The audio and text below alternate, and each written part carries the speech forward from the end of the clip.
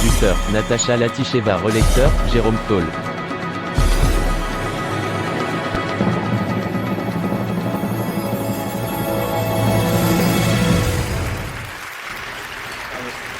Il n'y a rien de plus grand ou plus vieux que l'univers. Vos questions que je voudrais discuter sont: en premier, d'où venons-nous?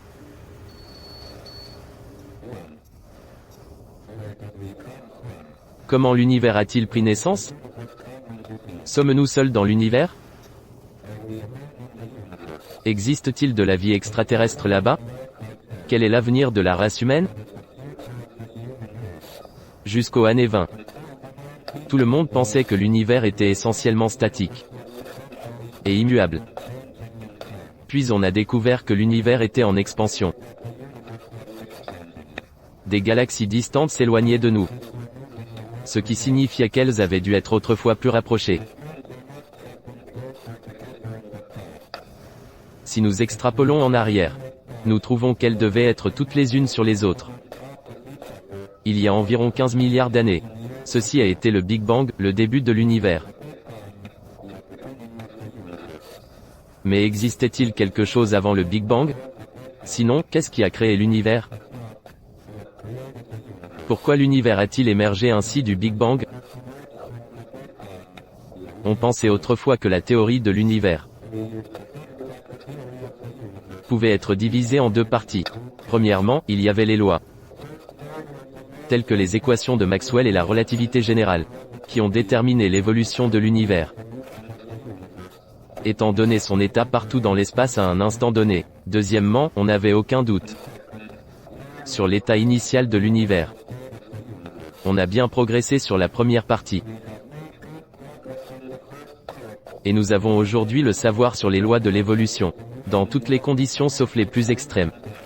Mais jusqu'à ces derniers temps, nous en savions très peu sur les conditions initiales de l'univers. Cependant, cette frontière entre loi d'évolution et conditions initiales suppose que le temps et l'espace soient séparés et distincts. Sous conditions extrêmes, la relativité générale ainsi que la théorie quantique permettent au temps d'agir comme une dimension supplémentaire de l'espace. Cela enlève la différence entre le temps et l'espace, ce qui signifie que les lois de l'évolution peuvent aussi déterminer l'état initial. L'univers peut se créer spontanément à partir de rien. En outre, on peut calculer la probabilité que l'univers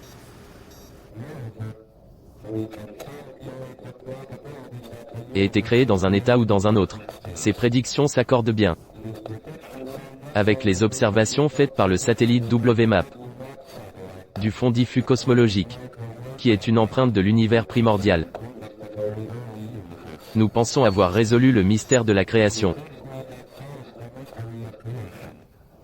Peut-être nous devrons faire breveter l'univers, et facturer chacun pour son existence.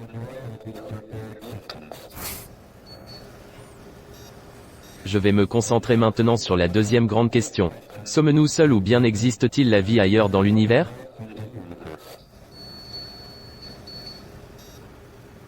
Nous croyons que la vie est apparue spontanément sur la Terre, donc que la vie doit être capable d'apparaître sur d'autres planètes propices, qui sont apparemment nombreuses dans la galaxie.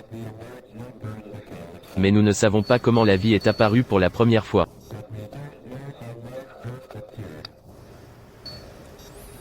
Nous avons deux éléments de preuve tangibles sur la probabilité d'apparition de la vie.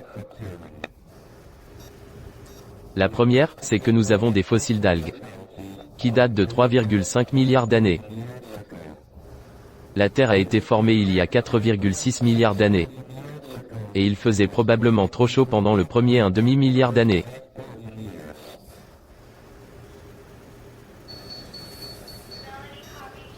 Donc, la vie est apparue sur Terre, en l'espace d'1/2 milliard d'années dès que c'est devenu possible. Ce qui est peu de temps par rapport à la durée de vie de 10 milliards d'années d'une planète dans le genre de la Terre. Ceci suggère que la probabilité de voir la vie apparaître est assez haute. Si les chances étaient très basses, on s'attendrait à que cette apparition prenne la plus grande part des 10 milliards d'années disponibles. D'un autre côté, nous ne semblons pas avoir été visités par des extraterrestres. Je ne tiens pas compte des rapports sur les ovnis. Pourquoi apparaîtraient-ils seulement aux fanatiques et zigotos? S'il y a une conspiration gouvernementale pour supprimer les rapports et garder pour soi la connaissance scientifique que les extraterrestres apportent, cela semble avoir été une politique singulièrement inefficace pour l'instant. En outre, malgré des recherches extensives par le projet de SETI,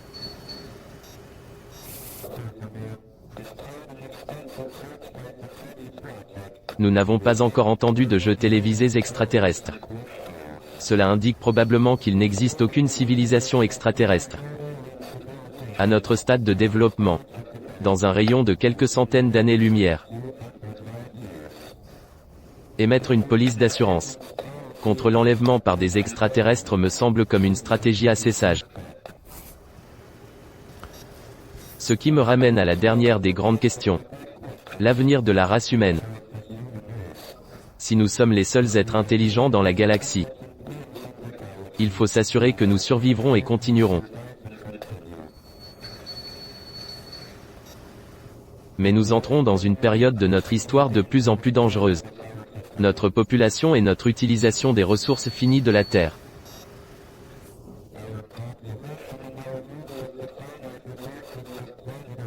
grandissent exponentiellement avec notre capacité technique pour changer l'environnement pour le meilleur ou pour le pire.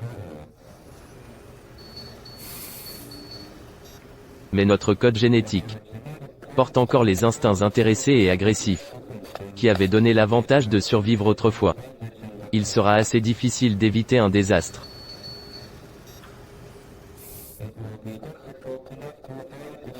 Dans les 100 années à venir, sans parler des milliers ou millions d'années suivantes. Notre seule chance de survie à long terme consiste à ne pas rester traîné sur la Terre, mais à se disperser dans l'espace. Les réponses à ces grandes questions démontrent que nous avons fait des progrès remarquables dans la dernière centaine d'années. Mais si nous voulons continuer au-delà des quelques centaines d'années suivantes, notre avenir est dans l'espace. Voici pourquoi je suis favorable aux vols spatiaux habités. Pendant toute ma vie, j'ai cherché à comprendre l'univers.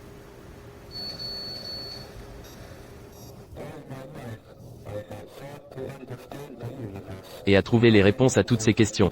J'ai vraiment eu de la chance. Que mon handicap ne soit pas un inconvénient sérieux. En fait, il m'a probablement accordé plus de temps que la plupart des gens n'en auraient eu pour mener la quête du savoir. Le but ultime, c'est de posséder une théorie complète de l'univers. Et nous progressons bien. Merci pour votre attention.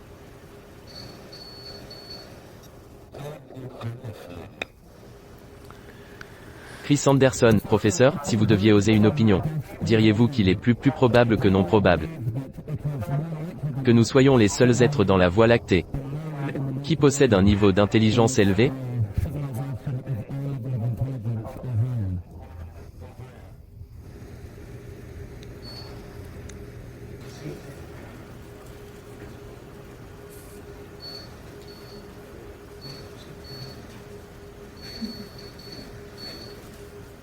Cette réponse a mis 7 minutes et m'a vraiment montré l'incroyable générosité qui était dans cet exposé.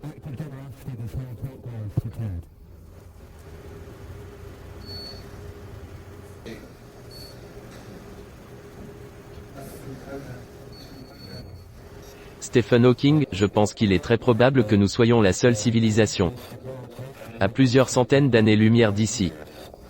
Sinon, on entendrait des ondes radio. L'alternative, c'est que des civilisations ne durent pas très longtemps. Mais se détruisent elles-mêmes. CA, professeur Hawking, merci pour cette réponse. Nous la prendrons comme une sorte d'avertissement salutaire pour le reste de notre conférence cette semaine. Professeur, nous vous remercions vraiment de l'effort extraordinaire que vous avez fait de partager avec nous vos questions aujourd'hui. Merci mille fois. Applaudissements.